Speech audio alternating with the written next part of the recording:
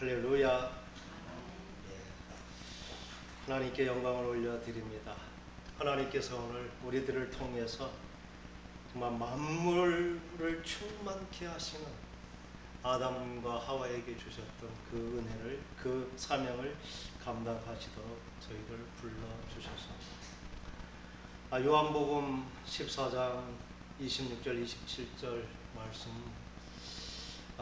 하나님 예수님께서 보혜사 성령을 보내주셔서 모든 것을 가르쳐 주시고 또 우리로 하여금 모든 것을 생각나게 해 주실 것이다. 그래서 너희들이 참 평안을 얻을 것이다, 이렇게 말씀하셨는데, 말씀 올려졌나요? 네, 있으면 함께 한번 읽어보겠습니다. 26절 다 같이.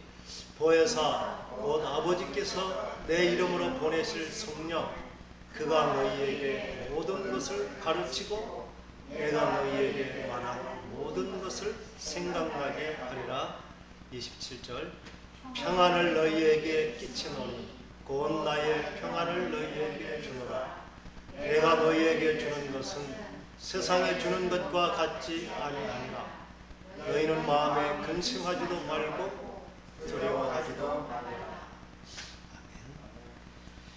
아멘. 주님께서 약속하신 것, 우리가 예수 그리스도를 믿는 자가 되고 주님의 은혜를 받은 자가 되면 우리에게 주시는 것이 평안이라 말씀하고 있습니다.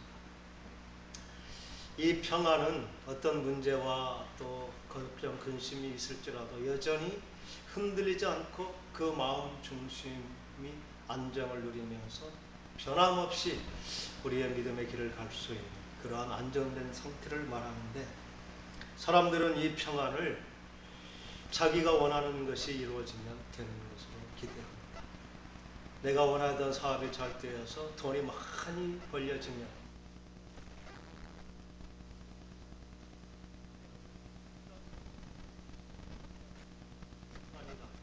또 어떤 사람은 돈과 권력, 명예, 그것이 내 평안을 지켜준다 생각하면서 그것을 추구합니다. 그런 것이 아닌 주님의 은혜를 구하는 저희들에게조차 이 참된 평안은 그렇게 쉽게 오지 않습니다. 우리에게도 문제가 있을 때 자꾸 흔들리고 우리의 신앙의 근본을 의심하게 하는 그러한 문제들을 경험하게 되는 것입니다.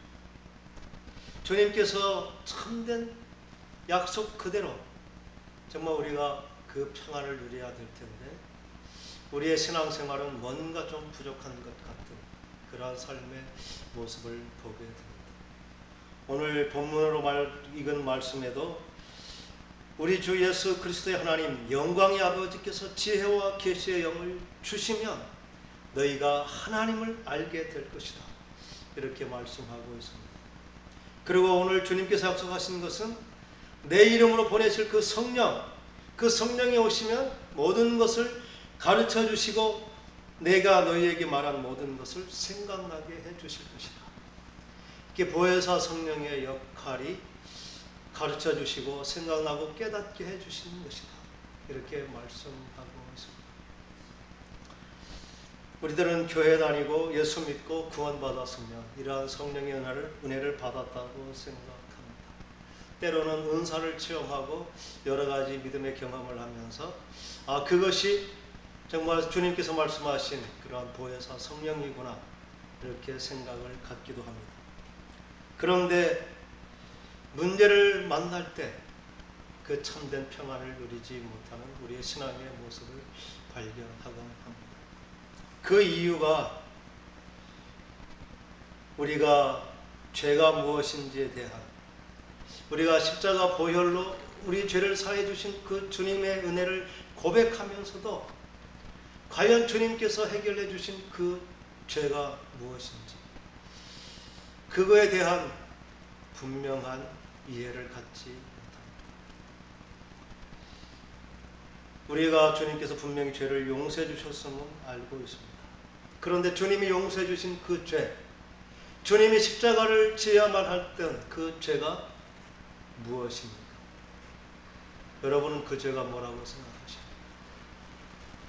우리는 거짓말한 죄, 도적질한 죄, 또 음란한, 또 정말 남의 것을 탐내거나 이러한 것으로 주의를 성수하지 못하고 이러한 것으로 우리는 죄를 생각하는 것입니다. 그것은 분명히 갈라디아서 5장 19절에서 21절에 육체의 일이라고 이렇게 하면서 우리가 생각하는 그 수준의 죄는 근본적인 죄가 아니고 죄의 열매라고 하는 것입니다. 우리는 죄를 지었기 때문에 죄인이 되었다고 생각합니다. 그래서 그 죄가 용서함 받으면 우리 될 죄도 용서함 받은 것으로 생각합니다.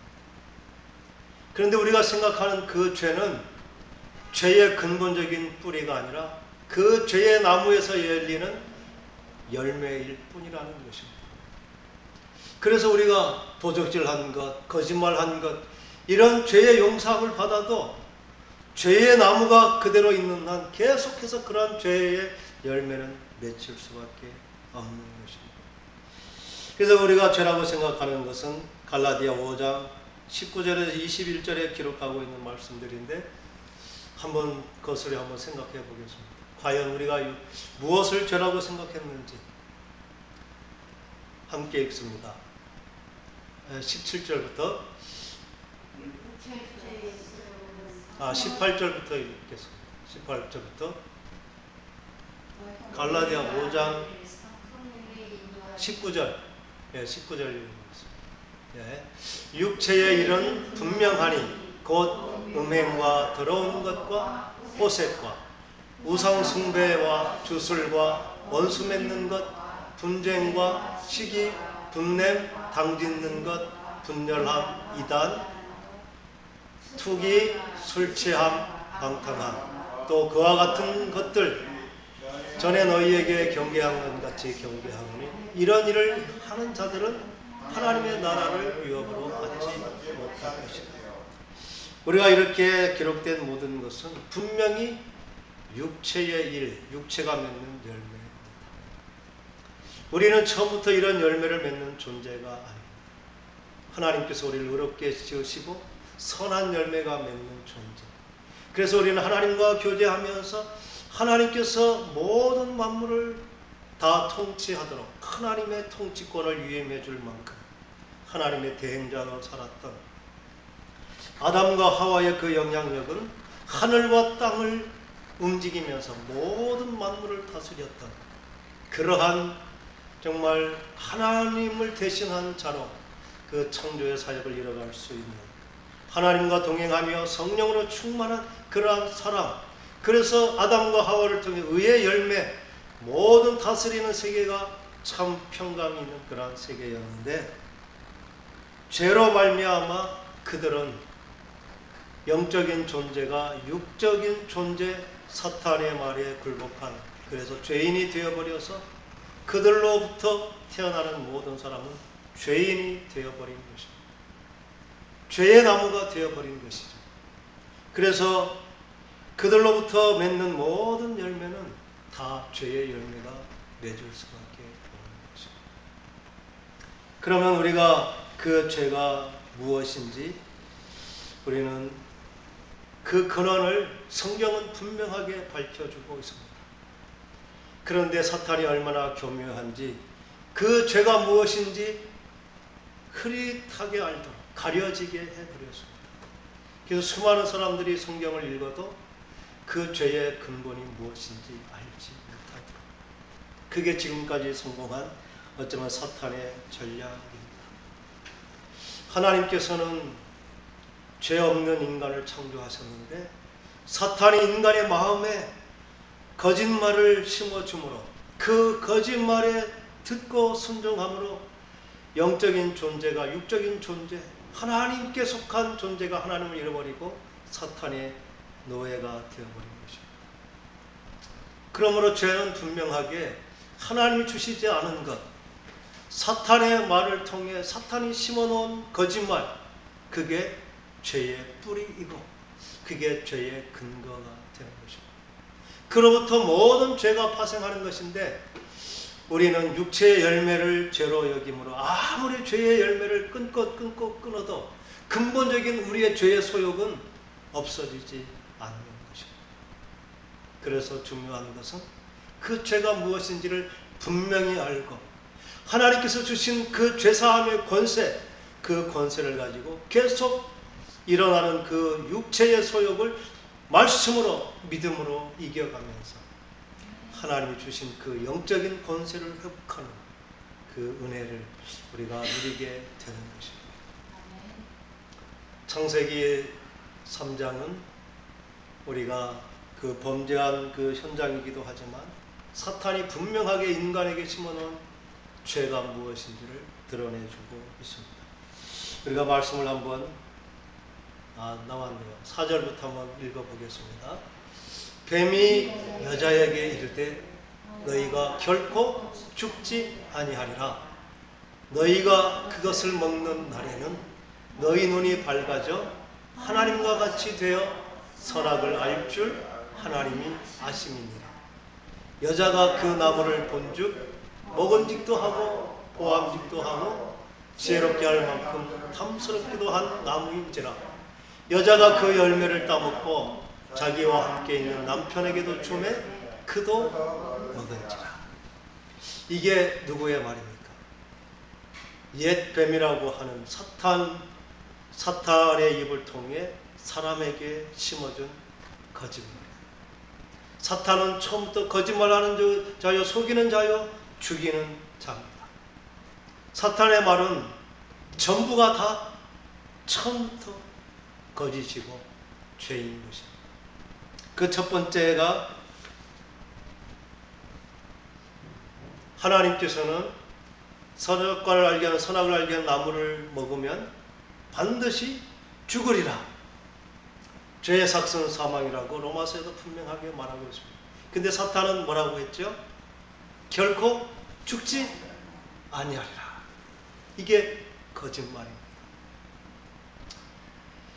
그 열매를 따먹은 아담과 하와는 죽었습니다. 하나님이 죽으리라는 그 말씀 때문에 죽었을까요? 사탄의 말을 믿었으므로 죽었을까요? 그들은 죽지 아니하리라는 사탄의 말을 믿고 그 말씀을 따라서 그들은 결국 죽었습니다. 그런데 그 말은 쉽게 믿어지지 않았죠. 그들이 따먹었지만 바로 죽지 않았습니다. 1년, 2년, 아니 10년, 100년을 살아도 죽지 않는 것이었죠. 사탄의 말이 맞구나. 아마 그들의 마음에 그런 마음이 들었을지도 모를 것입니다. 그들의 삶은 930년이라는 그 긴 시간이 연장되었지만 결국 그들은 영원한 생명의 존재로 지음받았는데 그 사탄의 말에 듣고 그 말을 순종함으로 그들은 그 사탄의 말에 속아서 하나님의 그러한 하나님은 영원히 살 존재로 만들으셨지만 영원히 살지 못하고 죽음을 맞게 된 것입니다. 하나님이 주시는 말씀은 언제든지 경고입니다. 우리가 생명이 있을 동안 하나님의 모든 계명은 범하면 죽으리라 하셨지만 죽을 것을 깨닫고 하나님께 용서를 비는 자는 생명을 얻는 것입니다. 그런데 끝까지 그것을 받아들이지 못합니다. 사람들은 이 말에 이미 세뇌되어 버렸습니다. 죽지 않을 것처럼 사는 것이죠. 사람들은 죽을 것이라는 것은 다 알고 있습니다. 그러나 오늘 내가 죽지 않을 것이라고 생각하는 것입니다. 언젠가 죽겠지만 10년, 20년, 80이나 90, 100세가 넘으면 그때 죽음은 오겠지. 그렇게 먼 미래의 것으로 이렇게 여겨서 결코 죽지 아니하려는 그런 말처럼 결코 죽음을 준비하지 못하는 것입니다. 죽지 아니라는 것은 내가 죽고 심판이 없다는 것입니다. 어쩌면 너는 살 때까지 살다가 그것으로 끝나는 인생이다. 이렇게 여기어 그래서 살기 위해서 사는 것만이 목적인 것처럼 살게 하는 것. 이게 바로 사탄이 심어놓은 거짓말입니다. 그런데 하나님은 예수 안에 죽은 자만이 다시 영원한 생명을 얻을 수 있다고, 죽어야 산다고 하나님은 지금도 말씀하십니다. 내가 죽을 것을 알고 하나님께 정말 용서를 비는 사람, 그는 생명을 얻고 영생을 얻게 될 것입니다. 예수님께서 하시는 것은 이 사탄의 거짓말에 의해서 영원히 죽을 수밖에 없는 죄인들에게 찾아오셔서 주님이 하신 것은 그 영생의 길을 우리에게 열어주신 것입니다. 예수님의 약속은 하나님이 세상을 이처럼 사랑하사 독생자를 주셨으니 이는 저를 믿는 자마다 멸망하지 않고 영원한 생명을 얻게 하려 하십니다.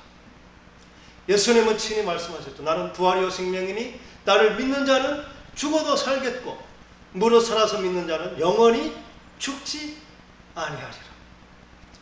예수 안에 있는 자는 살아도 죽어도 영원한 생명으로 살게 된다는 영생의 약속을 주신 것입니다. 예수 안에 있는 자는 우리의 죽음을 인정하는 자인 것입니다. 하나님께서 정녕 죽으리라 하셨던 것처럼 우리는 이 땅에 유한한 시간을 살고 그 후에 반드시 말씀 그대로 우리의 행한 행위대로 심판하시고 하나님께서 복과 저주를 선언하시며 우리의 인생은 반드시 심판받을 것이라는 사실을 믿는 것입니다. 그래서 우리는 이 땅에 살면서 이 땅에만 살지 않고 죽음 이후의 삶을 준비하면서 마치 신부가 신랑을 위해서 단장하는 것처럼 미래의 삶을 예비하며 사는 것, 그게 바로 기름 준비하며 사는 인생, 이게 바로 하나님의 말씀을 듣는 우리들의 모습인 줄 믿습니다. 예수 안에 죽은 자는 예수와 더불어 영원한 생명을 얻게 되는 것입니다. 죽음을 인정하는 자만이, 내가 죄인임을 인정하는 자만이, 죄로 인하여 내가 죽을 것을 받아들이는 자만이 이 하나님의 구원을 받을 수가 있는 것입니다. 두 번째 거짓말은 너희 눈이 밝아져서 하나님처럼 될 것이다, 이렇게 말씀하고 있습니다. 사탄의 말은 진짜인 것처럼 들렸죠. 그들이 따먹고 나서 눈이 밝아져서 자신들의 벗었음을 보게 되었습니다. 그런데 그들은 얻은 것은 알았지만 잃어버린 것은 모르고 사는 것이죠. 그들이 그 선악과를 따먹을 때 밝아졌다 생각했지만 그것은 선악을 분별하는 그 눈만 떠졌지 하나님과 동행했던 그 하나님을 잃어버리고 우리가 영적인 하나님과 교제하며 하나님의 말씀에 순종했던, 그래서 하늘의 천국을 누렸던 영적인 모든 눈이 다 어두워져 버린 것입니다. 우리는 영적인 소경이 되어서 하나님의 뜻도 하나님도 알지 못하는 자, 그러면서도 우리 스스로는 본다고 안다고 하는 이러한 사람이 된 것입니다. 우리는 눈이 어두워졌다는 사실을 알지 못합니다. 소경으로 날 때부터 태어났기 때문입니다. 성경에 보면 예수님께서 소경의 눈을 고쳐주신 사건들을 보게 됩니다. 그리고 예수님은 마태복음 23장에 바리새인 서기관들, 하나님의 말씀을 잘 알고 철저히 지킨 자는 그들을 향해서 소경이요 맹인된 지도자들이라고 그들에게 말씀하셨습니다. 그들은 눈이 떠졌다고 생각했죠. 우리가 하나님을 알고 하나님을 믿는다고, 그래서 우리의 판단은 옳다고 생각하는 것입니다. 그래서 서기관 바리새인들은 하나님의 말씀으로 판단하고 재단하면서 자기들이 마치 눈이 떠진 것으로, 그런데 예수님은 그들을 향해 너희들은 눈먼 자 소경이 되었다고 말씀하고 있습니다. 우리도 마찬가지입니다. 우리는 내가 마침 다 눈을 뜨고 다 아는 것처럼, 그래서 우리는 다른 사람의 일을 보고 판단하고 또 그것으로 정죄하기도 하는 것입니다. 내가 안다는 것입니다. 좀 배운 사람은 지혜로, 또 경험이 많은 사람은 경험으로 내가 눈이 떠지고 내가 다 알게 되었다고. 그래서 그것이 우리의 판단의 기준이 되고 사람들을 정죄하고 판단하는 일을 우리는 지혜롭다 생각하고 내가 눈이 떠져서 내가 잘했다고 생각하고 있는 것입니다. 그런데 그것은 우리가 잃어버린 것을 알지 못했기 때문입니다. 우리가 영이 눈이 떠졌을 때는 하나님을 분명히 알게 되었고 또 우리가 어떤 상태인지를 보게 되었습니다. 근데 우리가 영적인 소경이 되어서 우리의 모습을 보지 못하는 것입니다.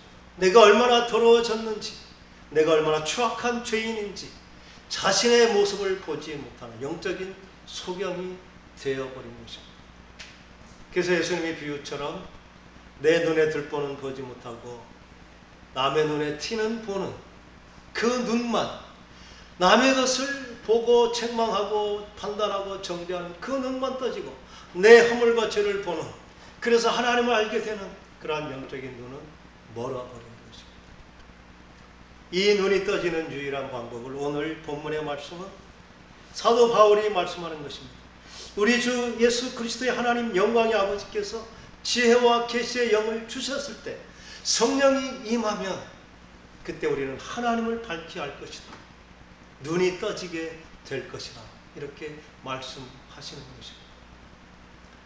우리가 영적으로 가장 중요한 것이 이 영의 눈이 멀어버렸는데 그것을 인식하지 못하고 내가 영적인 소경이라는 것을 알지 못하고 내가 지금까지 배웠고 경험하고 체험한, 그래서 안다고 생각하면서 하나님을 알지 못하면서도 우리는 소경임을 인정하지 못하는 것입니다. 그래서 우리는 모든 것을 더듬어 소경의 길을 가듯 그렇게 가면서 자꾸 우리가 원하지 않은 그 죄에 빠지고 우리의 삶이 상처투성이가 되는 것입니다. 하나님께서 오늘 우리에게 말씀하십니다. 지혜와 계시의 영이 우리에게 임할 때 하나님을 알게 될 것이다. 그리고 우리의 마음의 눈이 밝혀져서 우리를 부르신 그 부르심의 소망을 보게 될 것이다.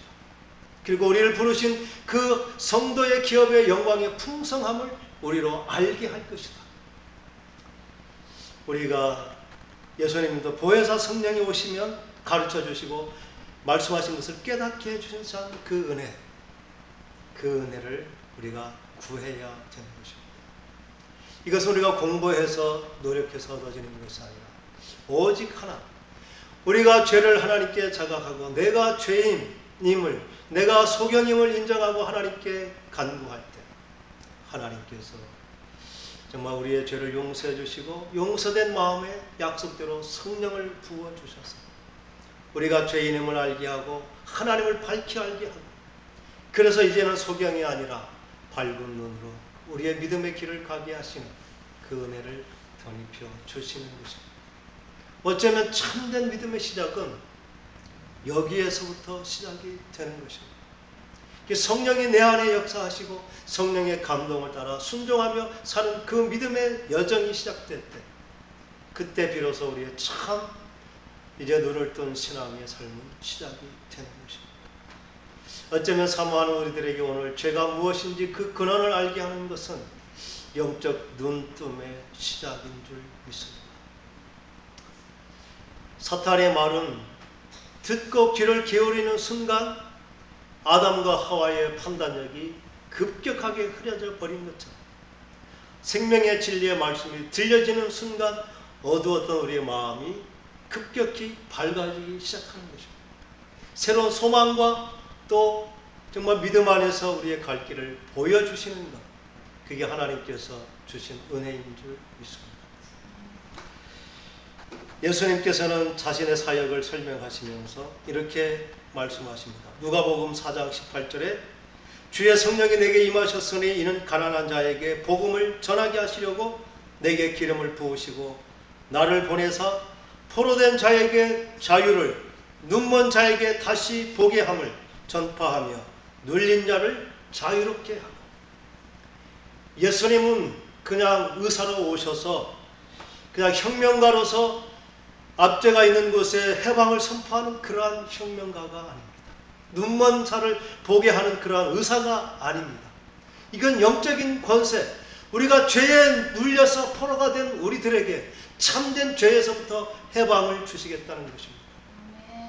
우리가 범죄함으로 어두워버린 우리의 영적인 눈을 뜨게 하기 위해서 예수님은 오셨다고 오늘 우리에게 말씀하시는 것입니다. 그래서 지금까지 우리가 죄의 세력에 눌려서 정말 죄의 소욕을 쫓아 살 수밖에 없는 신앙인이면서도 여전히 죄의 지배 아래 있는 우리들, 눌려있는 우리들의 삶이 이제는 자유함을 누리는 그러한 삶을 살게 하십니다.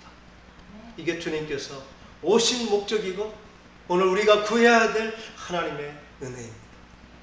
내가 죄의 포로가 되었음을, 그리고 내 눈이 지금 아직도 어두워서 하나님의 그 은혜를 알지 못하고 하나님을 제대로 알지 못하고 내가 믿는 예수, 그분이 어떤 분인지를 내가 마음으로 삶으로 그렇게 고백하지 못하는, 마치 예수가 내가 필요할 때 잠시 의지하는, 돈이 필요할 때 돈을 주시고 또 내가 병들었을 때 치료해 주시고 마음이 상할 때 잠시 위로해 주는 그러한 분으로만, 이 세상의 필요를 채워주시는 그러한 분으로만 보는 우리가, 예수 그리스도가 천지를 창조하시고 나와 더불어 만유를 통치하시고자 하는 그러한 하나님의 경륜을 보지 못하는 영적인 소경인 것을 보게 하시는 은혜, 이러한 눈뜸의 은혜를 우리들에게 허락해 주실 줄 믿습니다.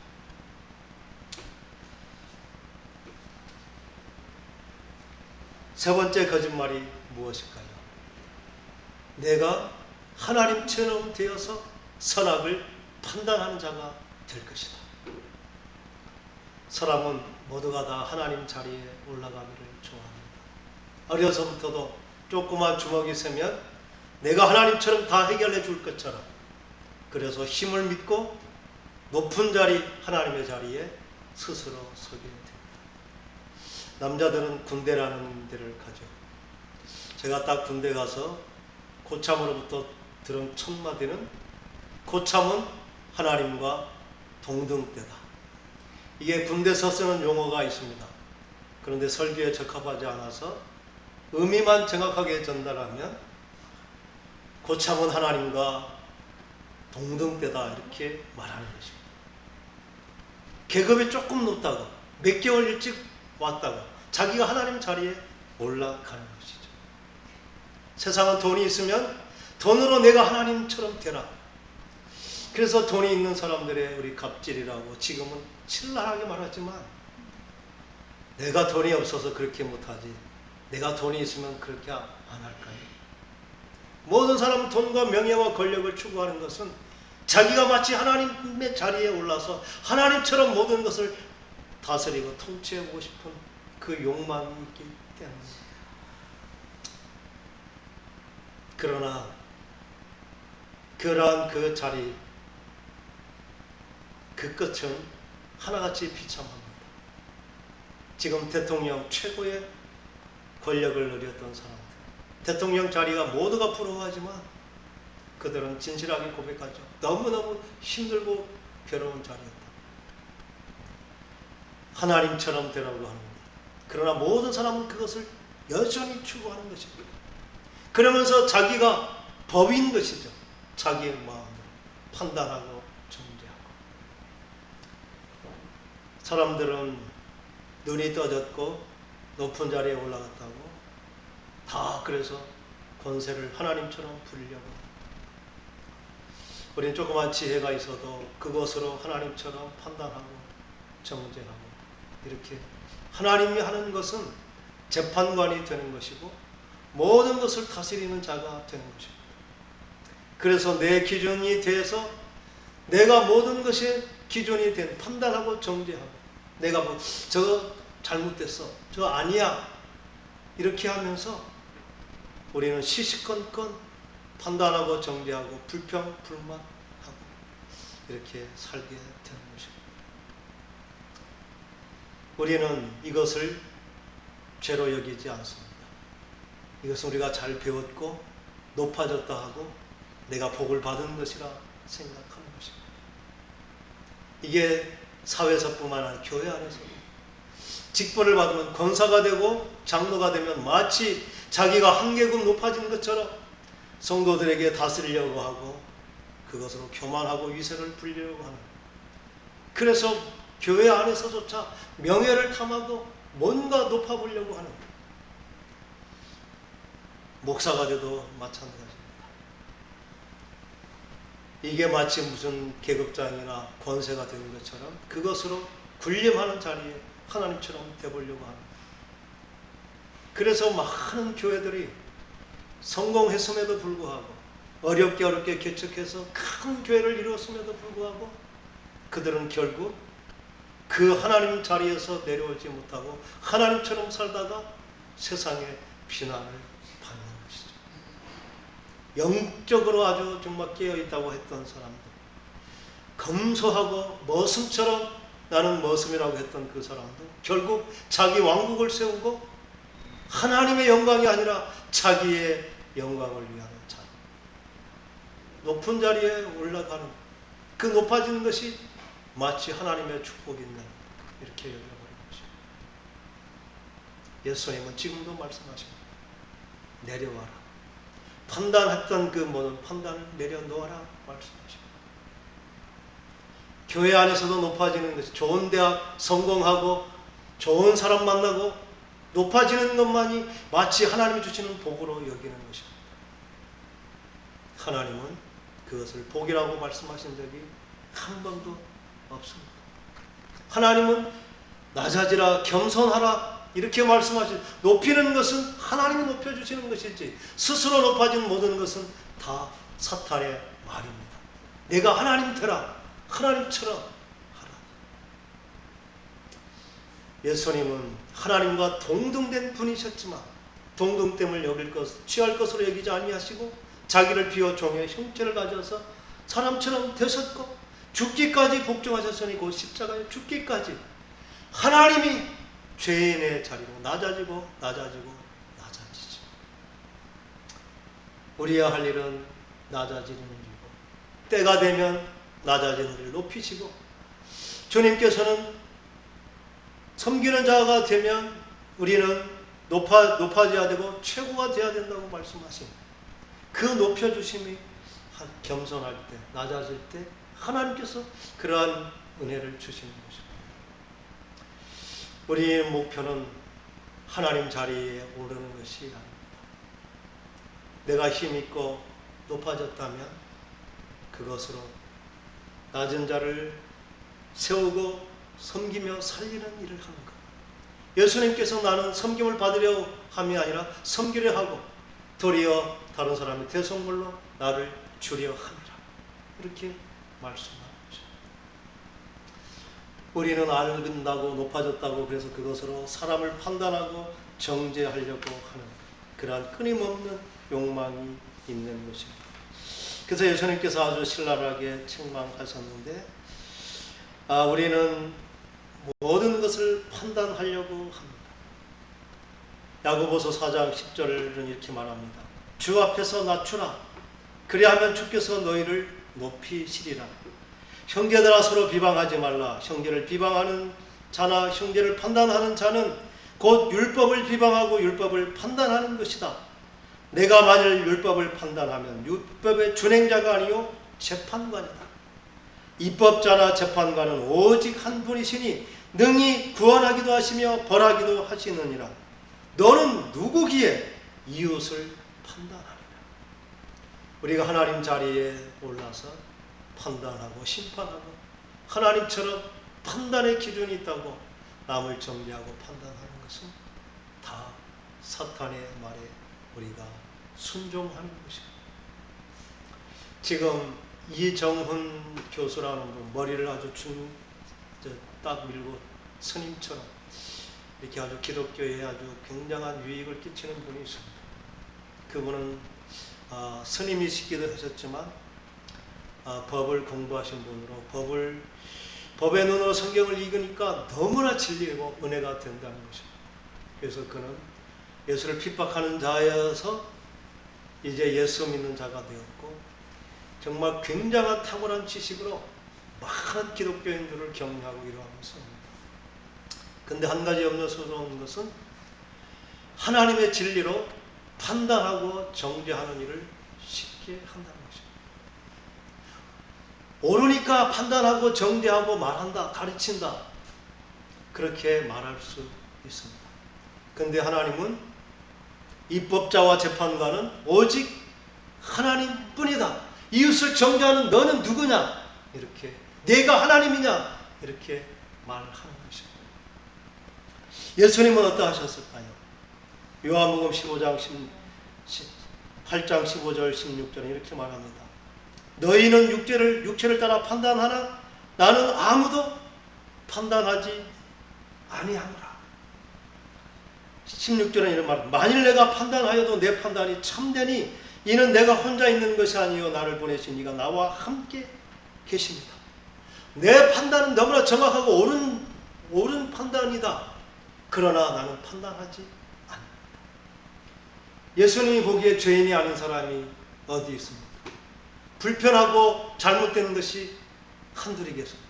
너는 이게 잘못되고 너는 이게 잘못됐고 가르쳐주고 진리로 말해주고 싶은 것이 얼마나 많이 있습니다. 근데 예수님은 한 번도 죄인을 향해 내가 왜 죄를 지었느냐 판단하고 책망하신 적이 없습니다.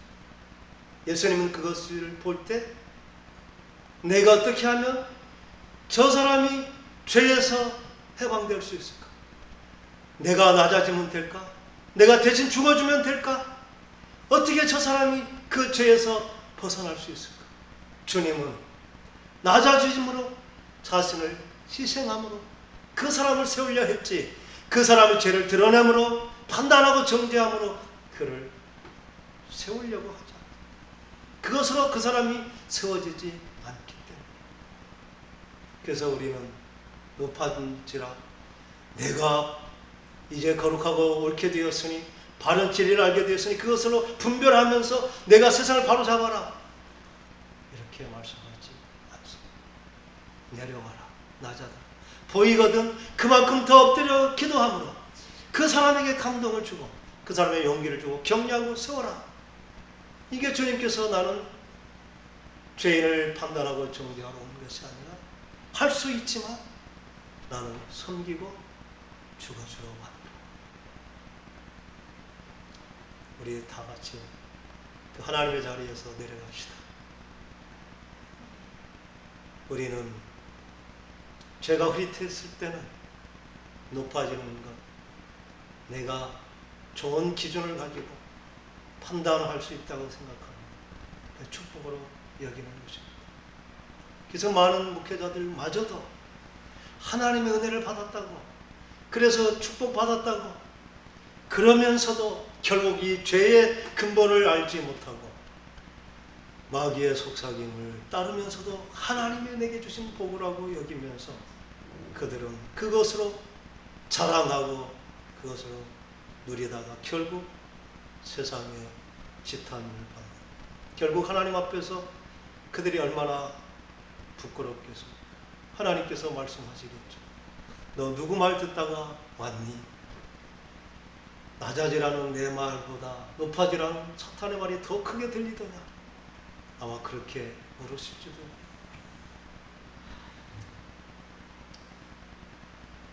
오늘 높아진 만큼 하나님께 회개하고 정말 낮아짐의 은혜를 구하면서 낮아진 만큼 때가 되면 높이시는 그 하나님의 높이심, 그것은 함께 일으켜 세우시고 주님께서 기대하셨던 교회라는 것은 그렇게 하나님께서 높여진 그 사람, 땅에까지 낮아진, 죽기까지 낮아진 그 사람들을 하나님께서 세워서 만물의 머리로 만물을 통치하시는 그러한 사람으로 세우시겠다. 그게 하나님 우리를 향한 비전입니다. 하나님 우리는 낮아져서 마치 빌어먹는 천한 자가 되는 것이 아니라 낮아진 그때에 지극히 우리를 높여서 예수님을 그렇게 낮아질 때 그 이름을 지극히 모든 이름 위에 뛰어난 이름이 되게 하시고 모든 무릎을 그 이름에 꿇게 하시는 것처럼 하나님께서 높이신 그 높임이 있다는 것입니다. 그러한 복을 받는 저와 여러분 되기를 간절히 축원합니다. 네 번째 거짓말은 무엇일까요? 그 나무를 보니, 그 열매를 보니 먹음직도 하고 보암직도 하고 먹음직도 하고 탐스럽게 할 만큼, 지혜롭게 할 만큼 탐스럽기도 한 열매. 이것을 요한일서 2장 16절에는 이것을 아주 분명하게 정리하고 있습니다. 말씀 올라와 있나요? 네, 여기 나왔네요. 자, 함께 읽겠습니다. 이는 세상에 있는 모든 것이 육신의 정욕과 안목의 정욕과 이생의 자랑이니 다 아버지께로부터 온 것이 아니요 세상으로부터 온 것이라. 이게 먹음직도 하고 보암직도 하고 탐스럽게도 지혜롭게 할 만큼 탐스럽기도 하다. 그게 바로 육신의 정욕, 안목의 정욕, 이생의 자랑을 따라 사는 자가 되라. 이게 사탄이 인간에게 심어준 것입니다. 사람은 정말 생존에 필요한 육신적인 욕구가 채워지면 이제 보기에 좋은 것을 추구하는 것입니다. 처음에 우리가 가난했을 때는 5일장에 가서 옷 한 벌만 사와도 그게 참 얼마나 좋았습니까? 근데 점점 사람의 눈은 높아져서 5일장의 것을 입으면 좀 뒤떨어진 느낌이 듭니다. 그래서 이제 점점 더 고급의 옷, 메이커가 있는 옷을 추구하면서 그게 인생의 성공이라고 하는 것입니다. 가방을 하나 들어도 반드시 짝퉁일지라도 그 마크가 있어야 그래도 폼이 나는 것처럼 좋은 집, 좋은 차, 좋은 옷, 좋은 것을 먹으면서 끊임없이 추구하면서 이제 자기가 좋은 시계만 있어도 그것을 자랑하고 싶어서 못 견디는 것이죠. 여자들이 제일 시험 많이 받는 게 동창회라면서요. 동창회 갈 때 제일 좋은 것으로 차려입고 신랑이 해줬다고 이렇게 자랑하면서 뽐내는 것이죠. 그게 바로 육신의 정욕, 안목의 정욕, 이생의 자랑을 쫓는 사람들의 평상 보통의 모습인 것입니다. 근데 세상 사람들도 자랑은 그렇게 좋아하지 않죠. 한 사람이 자랑하면 집에 돌아가면 열에 8명은 싸운다고 하는 것이죠. 누구 남편은 이것도 해주는데 당신은 내게 뭐 해줬냐고 하면서. 우리는 그거 말고도 사촌이 땅을 사면 배가 요즘 더 심해졌다 그러죠. 설사가 난다나? 사람은 이렇게 끊임없이 자기의 것을 더 좋은 것, 너의 욕심을 채우면서 살라고 하는 것입니다. 이 끝이 어디일까요? 사람들은 돈과 명예가 있으면, 권력이 있으면 될 것으로 생각합니다. 그래서 돈을 수단으로, 수단과 방법을 가리지 않고 높은 데에 올라가고 더 많은 것을 유지하려고, 더 좋은 것을 얻어보려고. 지금 정말 이 세상에서 최고의 많이 가졌다고 하는 재벌들, 그 사람들의 삶의 내면을 보십시오. 그 자녀들이 무엇을 추구하며 살고 있습니다. 더 많은 것, 더 좋은 것을 끊임없이 추구해보지만 점점 악한 길로 갈 수밖에 없습니다. 그들이 지금보다 갑절이 더 많아지면 그들이 참 행복할까요? 만족할까요? 전설 같은 이야기가 있죠. 선박왕 오나시스. 이 사람은 아주 최고의 갑부로서 돈으로 얻을 수 있는 모든 것을 얻었던 그렇게 시대의 영웅이었죠. 존 F 케네디의 미망인 제시카, 그 사람을 돈으로 자기 부인을 삼을 수 있을 만큼 그렇게 정말 돈으로 모든 것을 소유했던 그 사람이지만 그의 말년에 그에게 행복했습니까? 인생이 행복합니까? 물었을 때 그는 아예 대답을 하지 않았다는 것입니다.